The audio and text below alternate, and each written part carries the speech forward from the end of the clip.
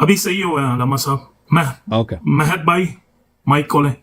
Mister السلام مہک علیکم جی. حسن علیکم بھائی کیسے السلام ہیں؟ علیکم السلام. اللہ کا بڑا احسان ہے. تھینک یو حسن سر. بھائی میری آپ سے پہلے بھی ایک بات ہو چکی ہے ایک دفعہ بڑی ڈیٹیل میں، اور میں آپ سے نا ایک آپ کی گفتگو سن رہا تھا اور اسی کی وجہ سے آپ سے کویشچن کرنا چاہتا ہوں اگر اجازت دیں تو. آپ جی جی آپ حسن بھائی کہہ رہے تھے کہ جیسے دیکھیں جی ہر کچھ سب کچھ اس دنیا میں باذن اللہ ہوتا ہے، ٹھیک ہے، جو اللہ کی مرضی شامل ہوتی ہے.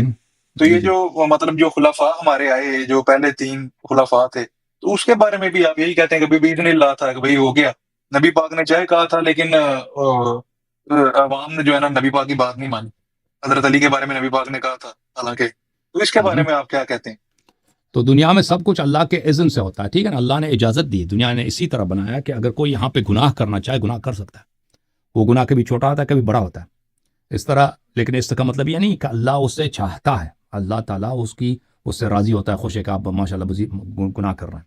اللہ تعالیٰ نے ہمیں اختیار دیا. اللہ تعالیٰ جانتا بھی ہے کہ ہم اپنے اختیار سے کتنے برے فعل انجام دیں گے، کتنے اچھے فعل انجام دیں گے. یہ جو آپ اچھے فعل انجام دیتے ہیں یہ بھی اللہ کے اذن سے ہے. یعنی اللہ نے ہمیں چوائس دی ہے، اللہ نے ہمیں پاور دی ہے، اللہ نے ہمیں زندگی دی ہے، اللہ نے ہمیں حیات دی ہے، اللہ نے ہمیں یہ موقع فراہم کیا ہے کہ ہم اچھے کام کریں. اسی طرح برے کام یہ بھی اللہ تعالیٰ کے اذن سے ہے. یعنی اللہ تعالیٰ جانتا ہے کہ میں اس شخص کو خلق کروں گا، یہ دنیا میں جا کر فلان برے کام کرے گا، فلان دن یہ نماز نہیں پڑھے گا، فلان ماہ رمضان میں یہ روزے نہیں رکھے گا، یہ فلان دن کسی آدمی کو گالی دے گا، فلان دن یہ کرے گا، یہ کرے. یہ سب اللہ جانتا ہے. اس طرح نہیں کہ اللہ جاہل تھا. اللہ جانتا ہے. اور یہ طاقت جو ہمارے پاس آئی ہے کہ آپ میں کبھی گناہ کرتے ہو، کبھی نماز نہیں پڑھتے نا، یا کبھی آپ کی بات نہیں کر رہا ہوں ویسے کھلی طور پر کوئی جھوٹ بولتا ہے تو یہ جھوٹ بولنے کی پاور کہاں سے آئی؟ اللہ کے علاوہ کوئی خالق نہیں ہے کہ اور کسی اور نے آپ کو پاور دی ہے. یا وہ پاور، وہ انرجی، وہ ٹائم، وہ زندگی، وہ مہلت جو آپ نے سچ بولنے میں صرف کرنی تھی آپ نے اس کو جھوٹ بولنے میں صرف کیا. اب اس کو آپ لے کے جائیں مختلف لوگوں کی زندگی میں.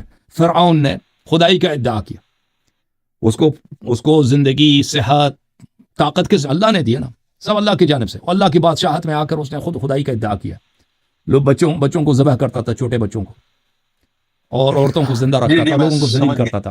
اور اسی طرح اب نبی کریم صلی اللہ علیہ وسلم کے بارگاہ میں آ جائے نا اب لوگوں کے پاس اختیار ہے. اس طرح نہیں ہے کہ لوگ مجبور ہیں. کچھ لوگ اپنے اختیار سے کافر بنتے ہیں، نبی صلی اللہ علیہ وسلم پہ جھوٹ بولتے ہیں کہ بھئی یہ آدمی شاعر ہے یا نستجیر باللہ مجنون ہے، مذاق اڑاتے ہیں پیغمبر صلی اللہ علیہ وسلم کا. اور کچھ لوگ جھوٹ سے ایمان لاتے ہیں کہ نبی صلی اللہ علیہ وسلم کو مذاق اڑانے کے لیے، ان سے دھوکہ دینے کے لیے کہ چلے آدمی بڑے شریف آدمی ہیں، یہ پیسے بڑے دیتے ہیں، بھائی زکوٰۃ وغیرہ دیتے ہیں، چلے آج ہم کلمہ پڑھتے ہیں، تو آ کے کلمہ پڑھتے ہیں. اور کچھ لوگ بھائی وہ ان کے بعد خلافت پہ ان کی لالچ ہوتی ہے کہ بھئی آ کے ان کی خلافت پہ قبضہ کریں. تو اس طرح نہیں ہے کہ اللہ نہیں جانتا تھا، اللہ پہلے سے جانتا تھا کہ یہ کیا کریں گے. اور یہ زندگی ان کو کس نے دی؟ اللہ نے دی. طاقت کس نے دی؟ اللہ نے دی. لیکن اللہ نے ان کو مجبور نہیں کیا تھا. اللہ نے مجبور کسی کو نہیں کیا تھا. اگر وہ ابو بکر چاہتا توبہ کر لیتا نا، توبہ کر لیتا، خلافت غصب نہیں کرتا، فدق جو ہے واپس کر لیتا، کر سکتا تھا. بالکل مجبور نہیں تھا، کسی نے اس کو مجبور نہیں کیا. اس کی اپنی جو بدبختی تھی نا. اب یہ کہنا چاہتے ہیں کہ اللہ چاہتا نہیں ہے لیکن اللہ نے یہ اختیار جو ہے نا بندوں کو دے دیا ہو. بالکل. اللہ ہم نہیں کہتے کہ اللہ نے چاہا ہے کہ ہم یہ، اللہ اس طرح نہیں کہ ہمیں ریوارڈ دیتا ہے، ثواب دیتا ہے کہ ماشاء اللہ خوشی ہوتی ہے کہ بھئی یہ کتنا زیادہ شراب پی رہا ہے یہ شخص. نہیں، اس پہ عذاب ملے گا. شراب پینے پہ، گناہ کرنے پر، خلافت غصب کرنے پر، جو بھی ایک برے کام کرتے ہیں اس کو عذاب ملے گا. لیکن اللہ نے یہ موقع دیا. زندگی کا مطلب ہی یہی ہے. زندگی جو اللہ تعالیٰ انا خلقنا الموت والحیات تبارک الذی خلق الموت والحیات لیبلوکم ایکم احسن عملا. بابرکت ہے وہ خدا جس نے زندگی اور موت کو بنایا ہے تاکہ دیکھ لے کہ آپ میں سے کون بہتر عمل کون کرتا ہے. ٹھیک ہے نا. تو زندگی کا مطلب ہی یہی ہے کہ کون بہتر عمل بجا لاتا ہے. صحیح ہے جی. حسن بھائی ایک اور بھی بات میں نے کرنی تھی. میں جو ہے نا اہل سنت سے ہوں ویسے، لیکن جو ہے نا میں آپ کی باتوں سے بالکل ایگری کرتا ہوں. اور جو مطلب حضرت علی کے ساتھ زیادتیاں، جو بھی ان کی آل اللہ جو حضرت فاطمہ علیہ السلام کے ساتھ زیادتیاں ہوئی ہیں، ان کو جو ہے نا میں برا سمجھتا ہوں. ٹھیک ہے. اپنے دل میں برا جو ہے نا ان کو یہی کر سکتے ہیں نا ہم کہ بھائی دل میں برا جان سکتے ہیں اور کچھ تو کر نہیں سکتے. ٹھیک ہے. اور جیسا آپ کو میں نے پہلے بھی کہا تھا نا کہ بھئی سارے سنی ایک جیسے نہیں ہوتے ہیں سر.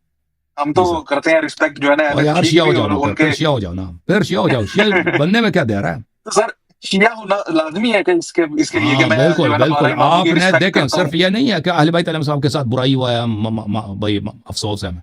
آپ نے ان کی پیروی کرنی ہے. رسول صلی اللہ علیہ وسلم کے بعد جو واقعاً خلیفہ ہے نا وہ اہل بیت علیہ السلام مسلمین کے امام تو ہیں. آپ مجھے کچھ بک سجیسٹ کریں نا جو کہ میں پڑھوں. آپ ایک کتاب اس کا نام ہے پھر میں ہدایت پا گیا، اس کو پڑھیں. دین آئی واز گائیڈڈ. اوکے.